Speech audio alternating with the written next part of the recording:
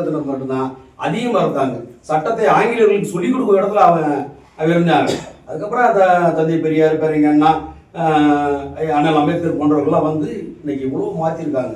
ஆனால் இன்னைக்கு வந்து நம்ம வந்து வேறொரு திசையை நோக்கி நம்ம இளைஞர்கள்லாம் போகிற மாதிரி இருக்கு.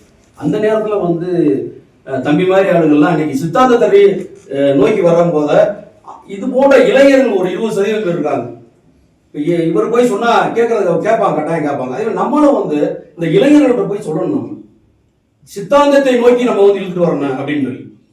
சித்தாந்தம் ஒரு தலைவர், உங்களுக்கு எந்த தலைவர் வேணும்? உங்களுக்கு நடிகர்கள் வேணுமா, இல்லைன்னா அந்த ரசிப்பு தெரியுமா நடிகர்கள் வேணுமா, இல்லாட்டா உங்களுக்கு சித்தாந்தம் வேணுமா? மனிதனை மனிதனை மதிக்க சொல்லக்கூடிய அந்த சித்தாந்தம் வேணுமா, இல்லை உங்களுக்கு ரசிப்பு வேணுமா, ரசிப்பு தன்மை வேணுமா? வெறும் நடிகனை வந்து நம்ம காசு கொடுத்து சினிமாவில் அங்கே தேட்டரில் பார்க்குறோம், அதோட முடிச்சுட்டு வந்துடணும். அவர் அங்கே 10,000 பேரோட சண்டை போடுறாரு, 2,000 பேரோட சண்டை போடுறாரு, 100 பேரை வீழ்த்துறாரு. அதெல்லாம் வந்து ரியல் லைஃப் நடக்க முடியாது. 100 பேர் சண்டை போடுறா, நமக்கு 100 பேர் இருக்கணும். அதான் ரியல் லைஃப். இப்போ அதை புரிய வைக்கக்கூடிய இடத்துல கருத்தியல் ரீதியாக நம்ம வந்து இளைஞர்களை கொண்டு போய் சேர்க்க வேண்டிய கடமை இருக்கு.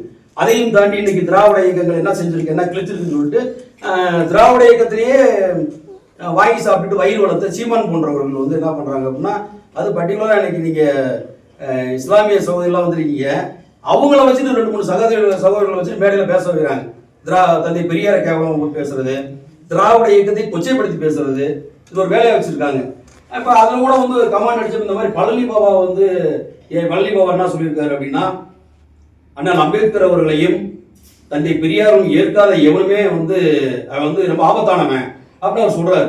அந்த வார்த்தையை பதிலுக்கு மற்றவங்களும் இந்த திராவிட இயக்கத்துக்கெல்லாம், திராவிட இயக்கத்தை சார்ந்தவர்கள், மற்ற அமைப்பை சார்ந்தவர்கள், மார்க்சிய அமைப்பை சார்ந்தவர்கள் பதிவாக போடும் போது அதுக்கு என்ன அந்த திருப்பி என்ன பேசுதுன்னா, அந்த பிள்ளை என்ன பேசுதுன்னா, பர்டிகுலர் நீங்கள் வீடியோலாம் பார்த்துருப்பீங்க, இந்த நாம் தமிழ் பிள்ளைய 3 பேசுறதுலாம் பார்த்துருப்பீங்க.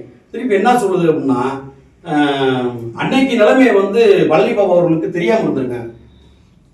அதாவது வந்து தந்தை பெரியாரையும் அண்ணல் அம்பேத்கர் போன்றவர்கள்லாம் வந்து முழுசா அவங்க பழனி பாபா அவர்களுக்கு எந்த தரவுகளுமே தெரியல, அவருக்கு எந்த அப்டேட்டுமே அவருக்கு இல்லை. ஆனால் சீமானை எங்களுக்கு கற்றுக் கொடுத்த முன்னாடி எல்லாமே எங்களுக்கு விளங்க வருது. அப்படின்னா எவ்வளோ ஒரு மூளை செலவை பண்ணி அவன் வந்து ஒரு கட்சி நடத்திக்கிட்டு இருக்கான்னு பாருங்க. ஒரு மூளை செலவை பண்ணி தமிழ் தேசியம்னா வேற, திராவிட இயக்கம்னா வேற அப்படின்னு பிரிச்சு பார்க்குறேன். ரெண்டுமே ஒன்று தான். தமிழ் தேசியம், திராவிட இயக்கம் ஒன்று தான்.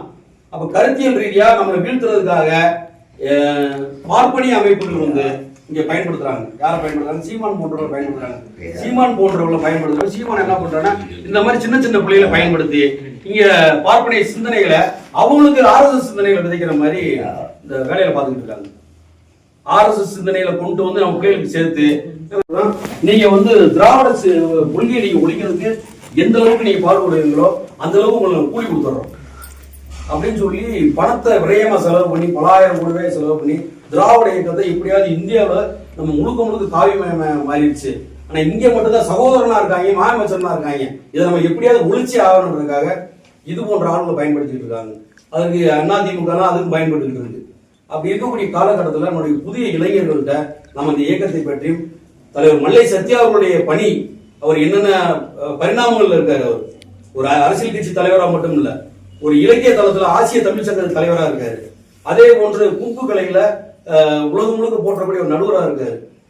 அவர் வந்து உலகம் முழுக்க சுத்திக்கிட்டே இருக்காரு. அவர் தங்களுடைய கருத்துக்களை, நம்மளுடைய இந்த கொடியை கொண்டு போய் பிரான்ஸ் ஈபிள் டவர்ல முன்னாள் காமிச்சாரு.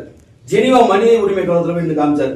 அதே மாதிரி ஜெனிவால போய் விடுதலை புலிக்கு ஆதரவாகவும், அவங்க வந்து போன கடந்த ஆண்டு வந்து ஜெனிவால விடுதலை புலிக்கு ஆதரவா பேசக்கூடிய தமிழ்நாட்டில் இருக்கக்கூடிய தலைவர்கள்ல ஒரு சில தான் கூப்பிடுவாங்க. அதுல நம்முடைய தலைவர் மல்லை சத்யாவில் கூப்பிட்டு ஜெனிவால பேச வச்சாங்க. அப்படி போற இடங்களை அதே ஜெனிவால நம்முடைய இந்த கொடியை தான் காமிச்சாரு. கொடைக்கானல் இருக்கக்கூடிய இந்த கொடியை கொண்டு போய் இந்த 7 நட்சத்திரம் கொண்ட நம்முடைய திராவிட வெற்றி கழகத்துடைய கொடியை அங்க போய் காமிச்சாரு. அது ஜெர்மனியில போய் காமிச்சாரு, லண்டன்லயும் போய் காமிச்சாரு நம்முடைய இந்த கொடியை. அப்ப உலகம் முழுக்க இந்த இயக்கத்தை கொண்டு வந்து வெற்றி சமூலி கொண்டு வரணும் அப்படின்றதுக்காக கடுமையா போராடிட்டு இருக்காரு. அந்த வெற்றி சமூலிக்கு கொண்டு வருவதற்கு நீங்களும் இங்குள்ள கொடைக்கானலை சேர்ந்த நிர்வாகிகளும் கட்டாயம் பாடுபட வேண்டும் என்று கேட்டுக்கொள்வது. நான் வந்து இங்க வந்து ரொம்ப மகிழ்ச்சியா இருக்கு, ரொம்ப மகிழ்ச்சியா இருக்கு. இது முதல் ஆலோசனை கூட்டம், திண்டுக்கல் மாவட்டத்தில் முதல் ஆலோசனை கூட்டம். நான் முன்னமே சொன்னது மாதிரி நம்முடைய தலைவர் அவருடைய பயணத்திற்கும் அவருடைய உழைப்பிற்கும் நாம் வந்து நம்மளுடைய உழைப்பை அவருக்கு கொடுத்து அவர் வந்து மகிழ்ச்சி படுத்தக்கூடிய ஒரு நிலைமையில நம்ம இருக்கிறப்ப அவர் கடுமையா உழைக்கிறாரு. அவருக்கு ஈக்குவலா நம்மளும் அவர் நம்முடைய திராவிட வெற்றி கழகத்தை வெற்றி சமூகத்தை கொண்டு வருவதற்கு நம்முடைய பணிகளை செவனை பேருக்கு இப்போ நிறைய பொறுப்பெல்லாம் அறிவிச்சிருக்கோம். அந்த பொறுப்புல எல்லாம் கலந்து பேசி நிறைய இளைஞர்களையும் நிறைய திராவிட இயக்க பற்றாளர்களையும் நம்முடைய இயக்கத்துக்கு கொண்டு வருவதற்கு நீங்க பாடுபட வேண்டும் என்று மாவட்ட கழகத்தின் சார்பாக கேட்டுக்கொண்டு விடைபெறுகிறேன். நன்றி, வணக்கம்.